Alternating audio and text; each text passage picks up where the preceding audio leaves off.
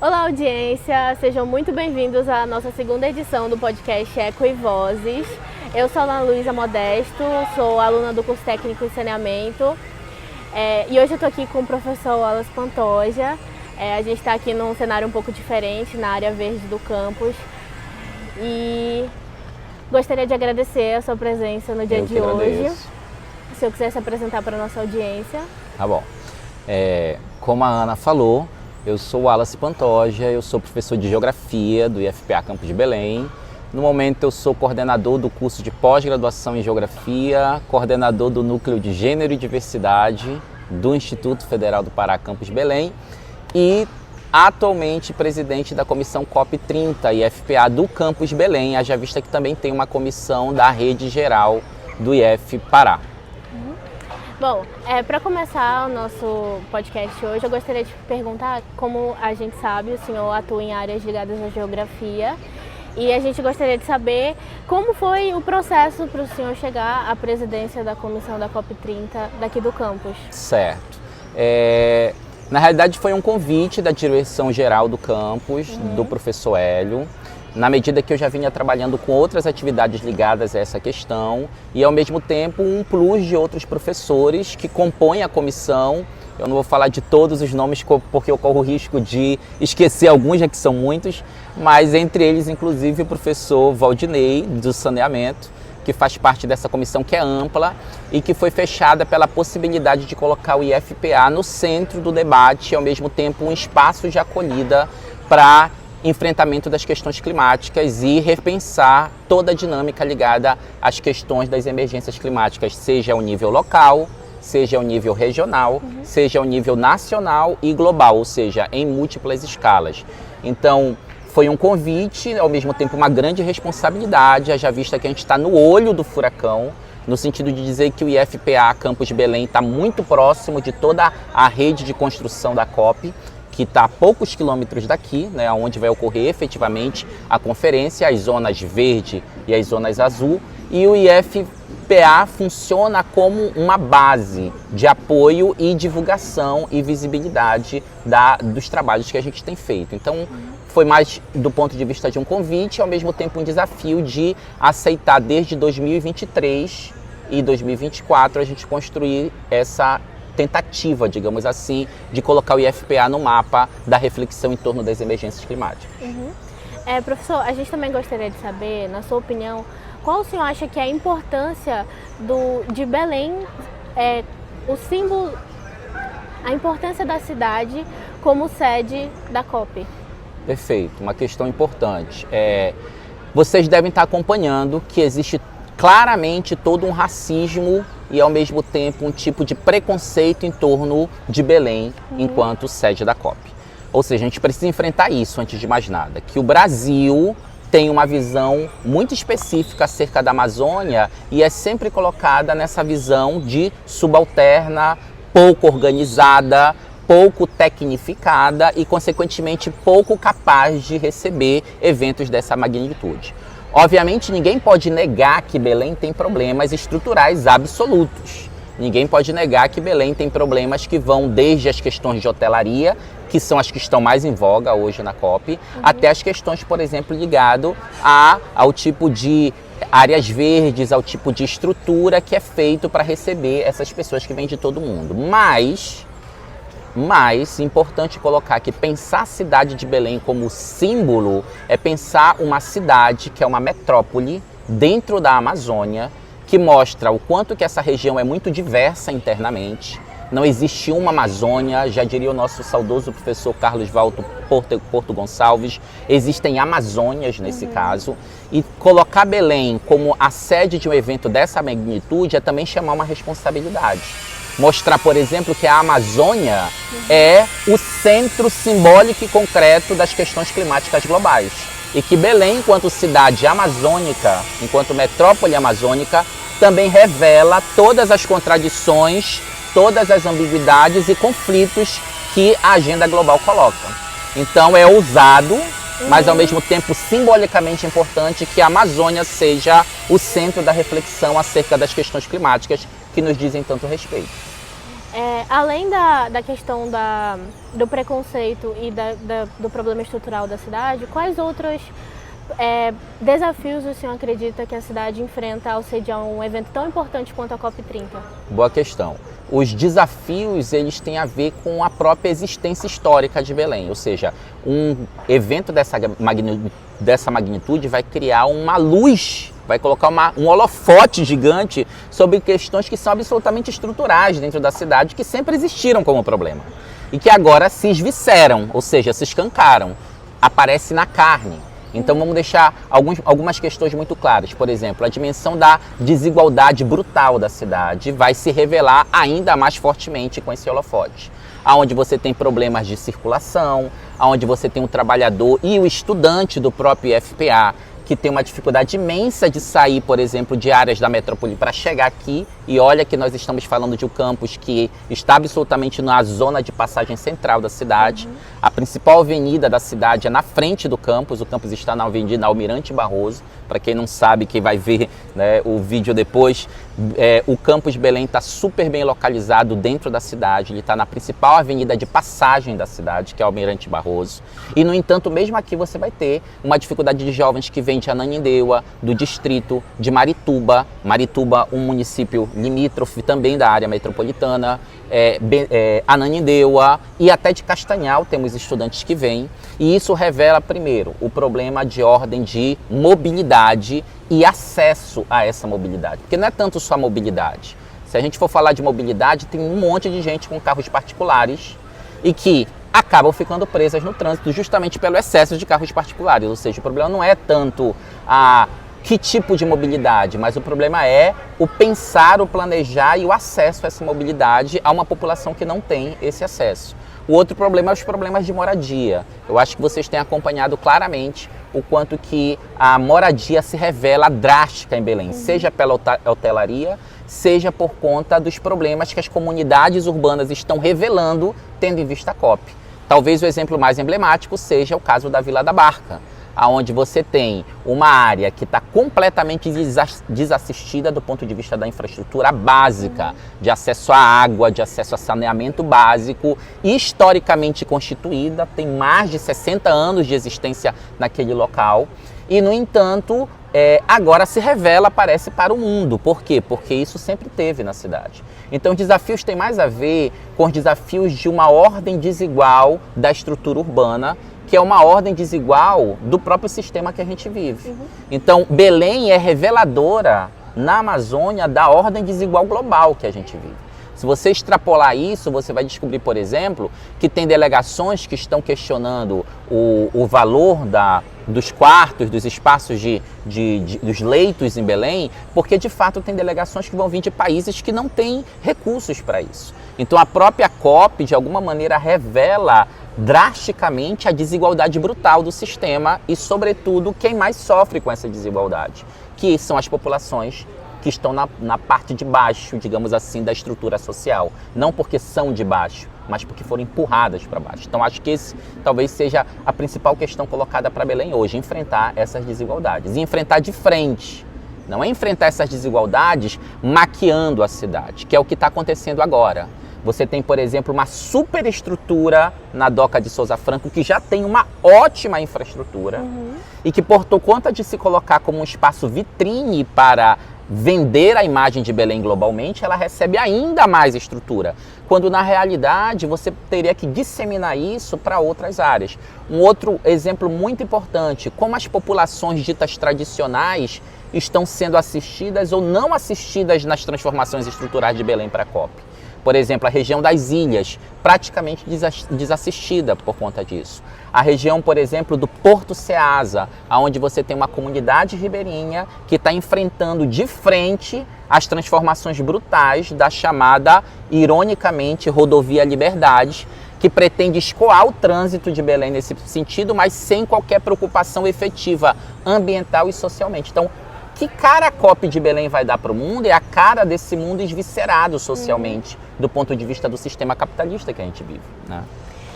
O senhor acredita que, através de, por exemplo, das grandes reportagens que ocorreram em torno dessas questões de desigualdade na nossa cidade, isso cria uma certa pressão no governo?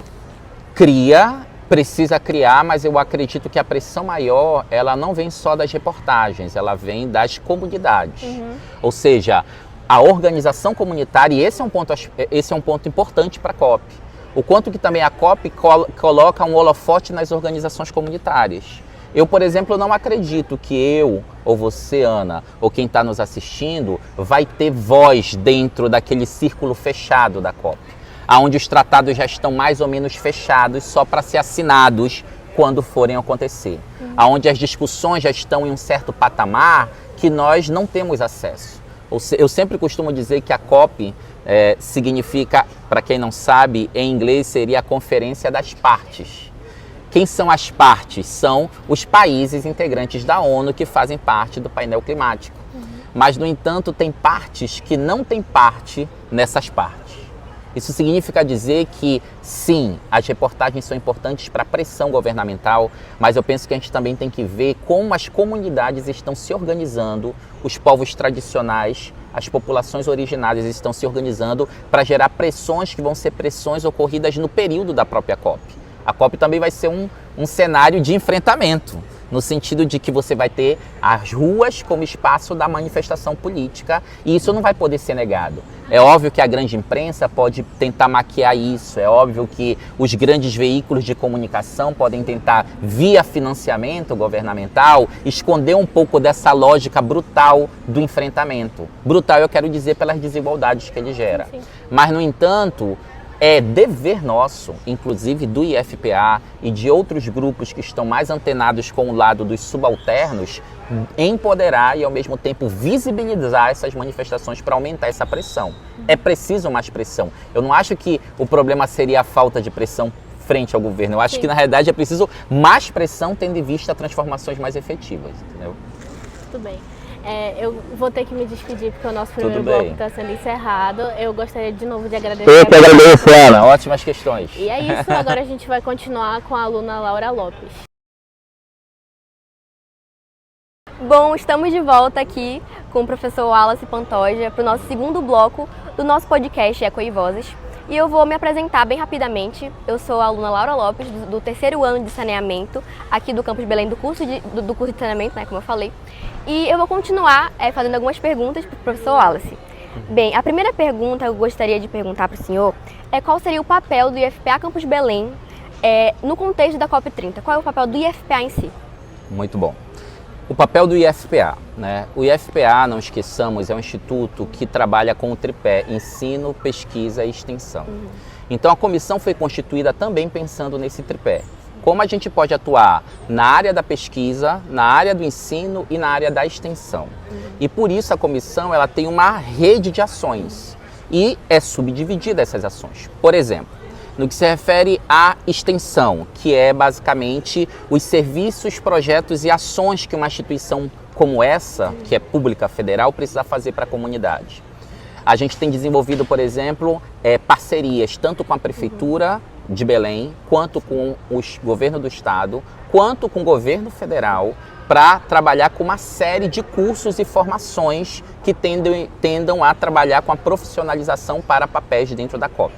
Então, por exemplo, desde cursos como inglês básico, passando por ligados à hotelaria, passando por recepção, passando por cursos de francês, outros cursos que recentemente, inclusive eu e a professora Tatiana Pará, que também é da comissão, desenvolvemos de mapeamento digital para lideranças que queiram trabalhar com mapeamento digital. Então a gente está no plano aí da extensão, a comissão trabalhando para desenvolver cursos para a comunidade. No plano da pesquisa, a gente tem desenvolvido um conjunto de projetos, sobretudo dado visibilidade a esses projetos, né, que são projetos de pesquisa, por exemplo, do saneamento, da engenharia, da geografia, da biologia, que estão constituindo, por exemplo, uma trilha ecotecnológica aqui no IFPA e serão também parte de uma vitrine para mostrar para as pessoas que vão vir aqui no período da COP.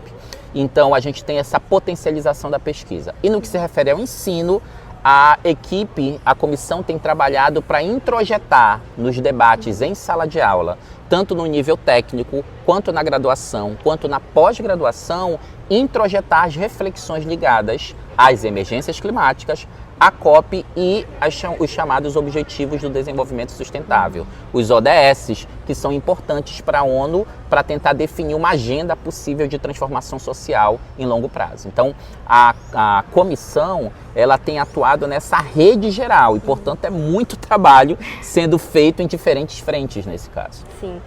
Professor, justamente estava falando sobre os alunos. Como é que nós, alunos, estudantes do IFPA Campus Belém, podemos nos engajar nessas ações que são planejadas pela comissão da COP30? Perfeito.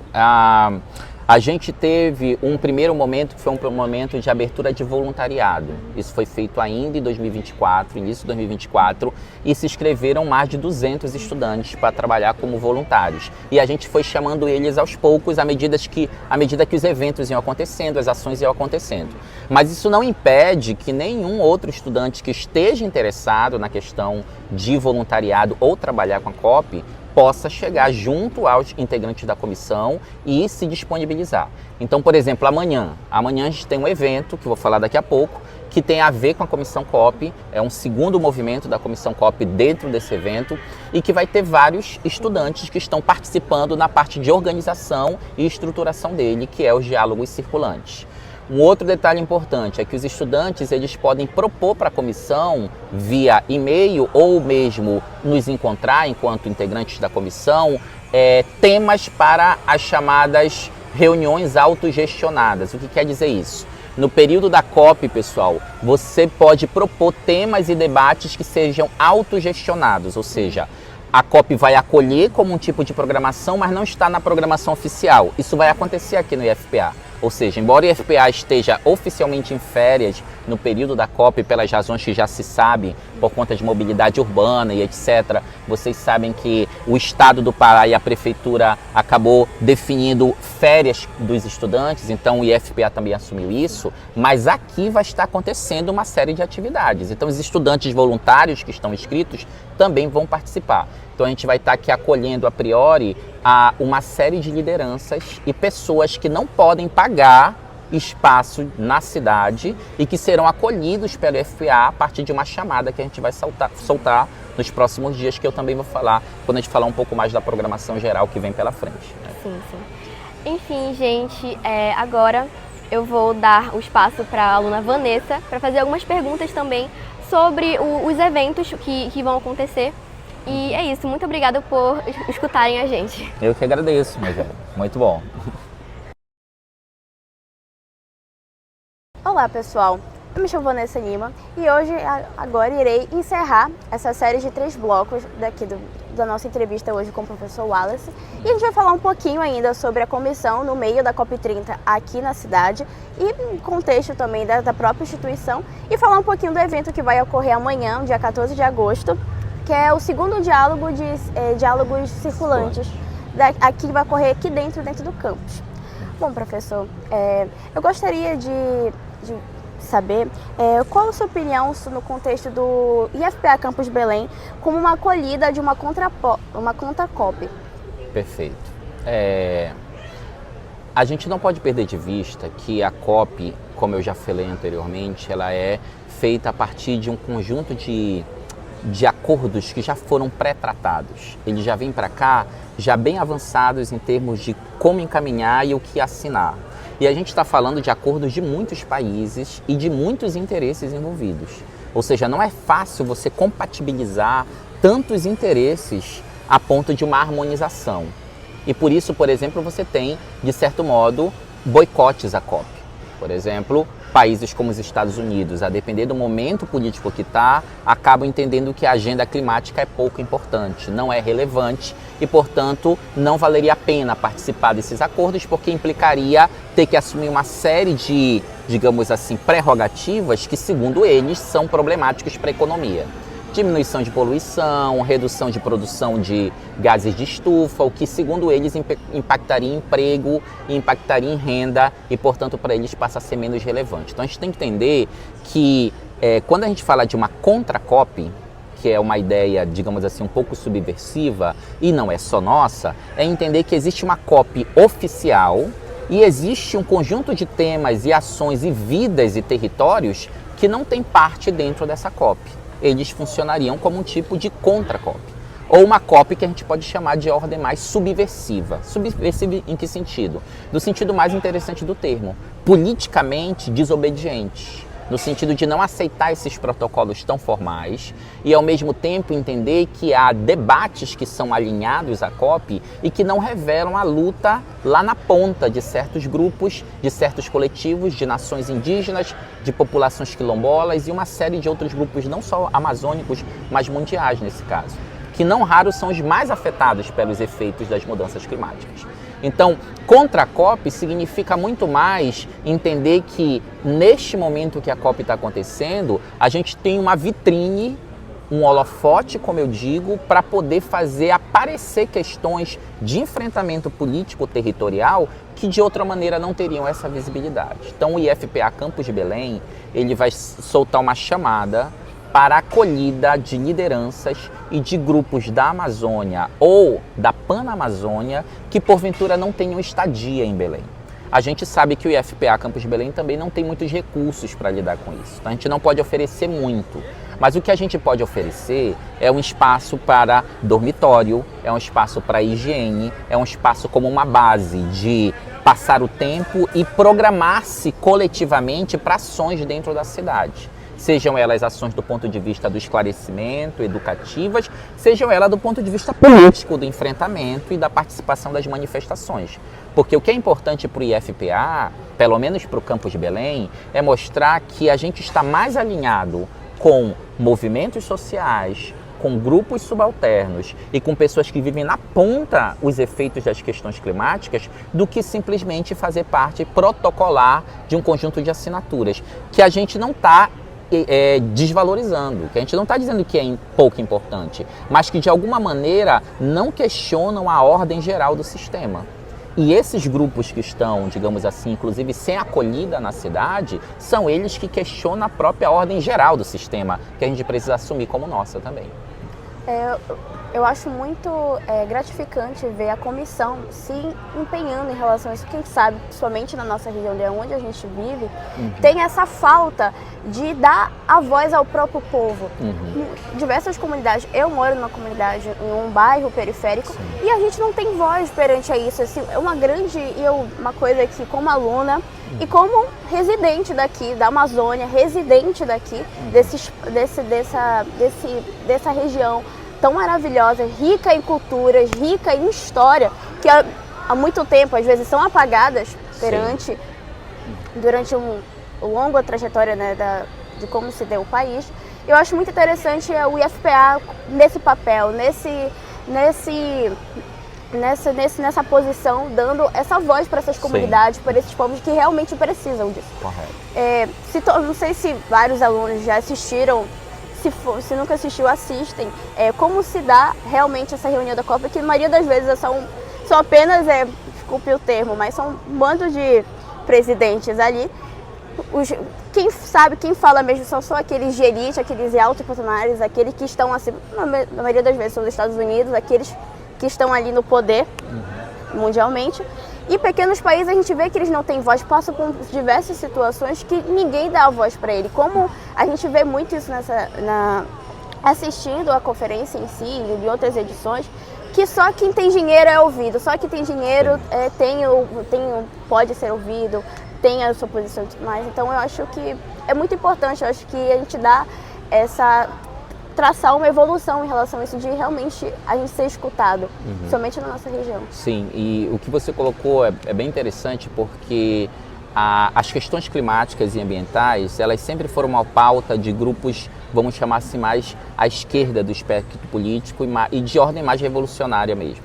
Só que na medida que essas agendas passam a ser capturadas por grandes empresários, por grandes agentes do agronegócio, por big techs, por países que têm interesses muito específicos do ponto de vista do sistema capitalista, você vai de alguma maneira moderando essa agenda, entende? A agenda que surge numa ordem de ruptura, de pensar uma transformação global, passa a ser, aos poucos, na medida que você vai acompanhando as diferentes COPs, ela vai passando a ser emoldurada para não ser mais tão crítica ao sistema. Então, se você pensar no início da COP em Estocolmo, em 72, que foi a primeira, você tinha ali uma emergência de uma série de movimentos que estavam num afã de contestação global e que aos poucos vão sendo modeladas para se tornar um tipo de agenda que seja factível dentro do sistema. E factível dentro do sistema significa, inclusive, transformar tudo em mercadoria. Não esqueçam, por exemplo, que a ideia dos créditos de carbono, quer sendo positivas ou não, para quem não sabe, crédito de carbono é justamente o pagamento por ou capturar carbono da atmosfera ou ter que indenizar quem captura, acaba virando uma mercadoria, ou seja, a poluição vira uma mercadoria. Você passa, por exemplo, a trabalhar com a ideia de que a sustentabilidade, a dita sustentabilidade, ela só seria mais uma mudança técnica. Você melhora a tecnologia, você reduz poluição, mas você não enfrenta o problema que é o problema da desigualdade, da exclusão, da miséria e do afogamento e da morte dessas populações que estão na ponta, como eu disse, das emergências climáticas. Enquanto a gente está conversando aqui, por exemplo, a gente tem nações inteiras que estão sendo inundadas no Pacífico, justamente que precisam, inclusive, começar a pensar para onde vão como país, porque o país é feito de arquipélagos e eles vão ser inundados por conta do aumento dos mares e oceanos. No momento que a gente está conversando, a gente está tendo uma expansão horrorosa da fome em áreas da África que tem a ver com o processo de disseminação do agronegócio dentro da África, que acaba capturando terra de populações tradicionais. No momento que a gente está falando, por exemplo, agora a gente está tendo uma mortandade de crianças e mulheres palestinas numa guerra onde, por exemplo, um país como os Estados Unidos, que tem o desplante, entra no modo lunático de dizer que o Brasil seria uma ditadura ou que estaria perseguindo todo mundo, mas, no entanto, apoia incondicionalmente um país, que é Israel, que está, neste momento, matando de fome mulheres e crianças. Então, o que é importante colocar com tudo isso? Que, como você disse, a COP tem que ser questionada desse lugar, que é o lugar do molduramento, do controle da agenda ambiental e de dizer, olha, o que pode ser discutido é isso e tem outras coisas que não pode. E a contra-COP seria exatamente discutir aquilo que é dito que não se pode discutir, porque aquilo que não se pode discutir é aquilo que deve efetivamente ser discutido. Ou seja, a gente tem que ter coragem, porque não é simples. A gente vai precisar ter coragem, especialmente, por exemplo, numa instituição como o IFPA, onde a gente sempre está ligado. Inevitavelmente, nós pertencemos à rede federal e, portanto, a gente também tem que lidar e tem que entender que essa agenda é uma agenda federal. Mas, no entanto, é obrigação nossa, enquanto campus, que a gente acolha aqui essas populações que não têm espaço na cidade e às vezes não tem nem estadia na cidade. Quanto mais voz lá, não terão, porque não tem nem estadia. Então é por isso que as nossas próximas ações vão estar ligadas a isso. Vão estar ligadas a a minuta de acolhida de pessoas ou lideranças da Amazônia e da Panamazônia que não têm estadia em Belém para ficar aqui conosco. Segundo, os segundos diálogos circulantes que você falou vai ser realizado amanhã. Os segundos diálogos circulantes que tem pretensão de aproximar pesquisadores com trabalhos muito interessantes sobre como combater e enfrentar questões climáticas locais e globais, com estudantes que tenham acesso a essas pesquisas e, quem sabe, se empolgam pela pesquisa, porque a pesquisa é muito importante para você enfrentar problemas. Os problemas só são enfrentados efetivamente com pesquisa, com dados, com conhecimento, com aprofundamento. Então, esse segundo diálogo circulante, que vai ser realizado amanhã nos 3 turnos, manhã, tarde e noite, com 3 pesquisadores diferentes no formato de roda de conversa mais livre, ele é para aproximar pesquisas aqui do IFPA que estão enfrentando as questões climáticas ou diferentes questões ligadas às questões climáticas, como questões sociais, e os estudantes que, porventura, possam se aproximar, conhecer e, quem sabe, engrenar também nessas pesquisas, tá? Um outro detalhe importante é que a gente vai fazer uma programação pré-COP do final de setembro, que é justamente um painel geral com os movimentos sociais para colocarem aqui no IFPA uma agenda efetiva de manifestação, protesto e posicionamento diante da COP. E, por fim, durante a COP, no período de 10 de novembro a 21 de novembro, nós vamos estar aqui com uma programação junto com essas lideranças que a gente vai acolher e estudantes que, porventura, queiram compor, para a gente fazer a chamada contra-COP, que seria, junto com outras instituições e movimentos, discutir aquilo que realmente é importante para a gente.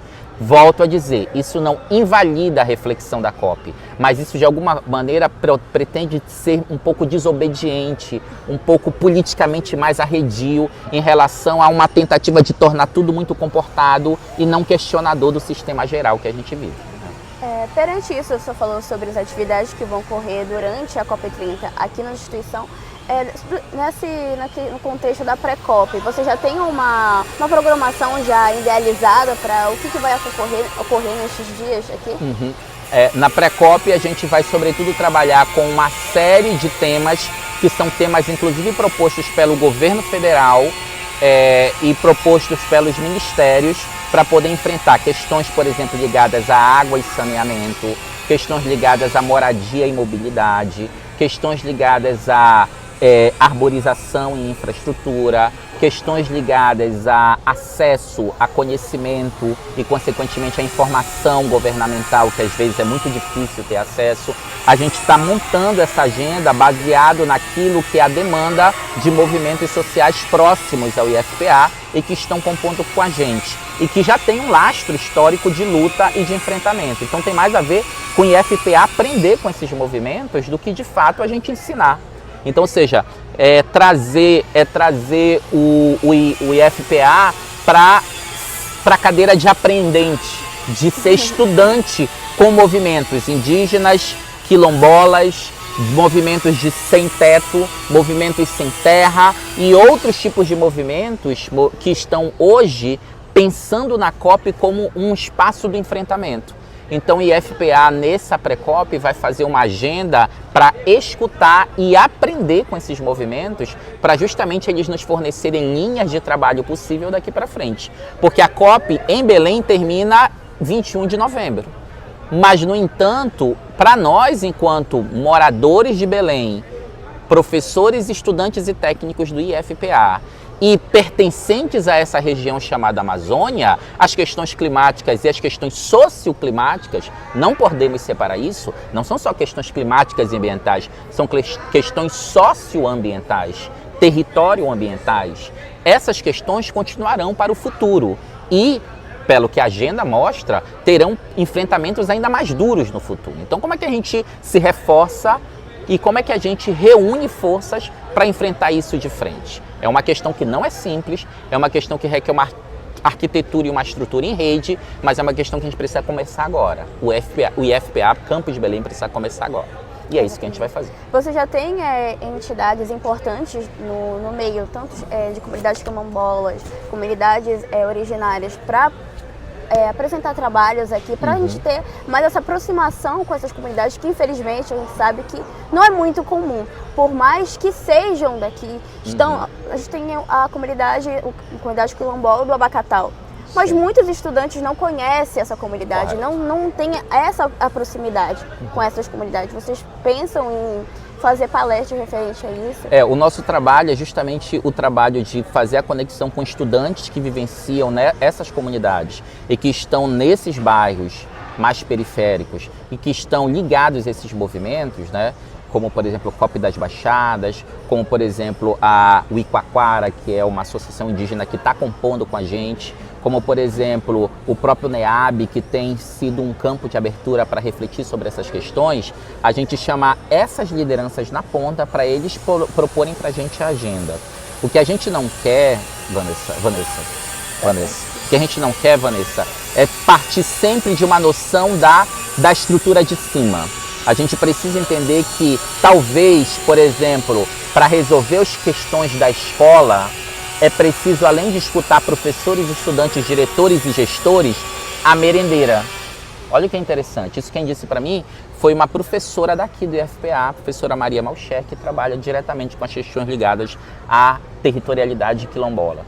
Ela disse muito interessante, quando a gente fala sobre resolver problemas da escola, ninguém chama a merendeira para reunião, sendo que a merendeira aqui conhece os estudantes, conhece a família, possivelmente mora no bairro, ou seja, a gente está atrás primeiro de trazer para o centro da reflexão as pessoas que não raro são percebidas como menos importantes dentro do debate, mas que estão no olho da situação. E por isso a gente está muito mais ligado a grupos minoritários e grupos que podem fornecer para a gente, via estudantes, pessoas que vão estar presentes nessa programação com a gente, que a gente está costurando. Como o senhor, do evento que vai ocorrer amanhã, eu gostaria de perguntar para o senhor quais são as atividades que vão acontecer, a programação na íntegra para a gente apresentar para as pessoas que estão assistindo, como é que vai acontecer esse evento aqui dentro do campus. Certo. Não esquecendo que esse é o segundo Diálogos Circulantes, já aconteceu um primeiro ano passado. A ideia é, como eu disse, fazer uma roda de conversa mais livre, sendo que o do passado o foco foi no ensino, agora o foco é na pesquisa. Nós reuniremos pesquisadores com projetos que estão ligados às emergências climáticas, especialmente na Amazônia, e estudantes interessados nessas pesquisas e que, porventura, possam também eles quererem compor a pesquisa. Serão rodas de conversas feitas ali no Espaço Mendes, vão acontecer nos 3 turnos, 9 da manhã, tá? Na parte da manhã, 9 da manhã, na parte da tarde, 3 da tarde e na parte da noite, 19 horas. Serão 3 momentos com 3 pesquisadores com projetos já avançados em torno das questões climáticas e eles vão, nessa roda de diálogo, socializar os projetos e, ao mesmo tempo, trazer os estudantes para compor e convidar também. Então, por exemplo, a gente vai ter projetos ligados à engenharia e infraestrutura, de como reduzir e dirimir problemas ambientais ligados à estrutura de engenharia. A gente vai ter projetos ligados à questão do uso e reaproveitamento de resíduos, principalmente ligados, por exemplo, ao bagaço de açaí e aos detritos gerados nesse processo. Projetos que já são avançados nessa área, já têm resultados e a ideia é aproximar estudantes e pesquisadores. Então vão acontecer nos 3 turnos, no Espaço Chico Mendes, nesses 3 horários e detalhe, tem coffee break, né? Além do diálogo, que é uma roda de conversa mais livre, mais circulante, a gente tem um momento do coffee break para a gente confraternizar também amanhã, tá bom? Bom, professor, agradeço a sua participação aqui na segunda edição do nosso podcast. Foi muito interessante e muito proveitosa a nossa conversa. Fico muito feliz de o senhor estar participando. Eu, como aluno, já fui aluna do senhor, conheço o seu trabalho. Então, para mim, já tenho um certo carinho para o senhor, mas eu fico muito feliz com o trabalho que vocês da comissão estão realizando aqui dentro do campus e espero que tudo ande conforme o planejado, conforme vocês estão idealizando isso durante esses anos. Muito obrigada novamente, obrigado você que está aqui, tirou um pouco do seu tempo para poder assistir o nosso podcast e ficamos para a próxima edição. Tchau, tchau. E eu quero agradecer em nome da Vanessa e das outras jovens que participaram pelo trabalho profissional, né, do Ecovozes, né, do podcast Ecovozes. Eu acho que ele é um projeto bonito, que tem muita força, que deve continuar e eu quero um abraço tendo em vista isso, tá?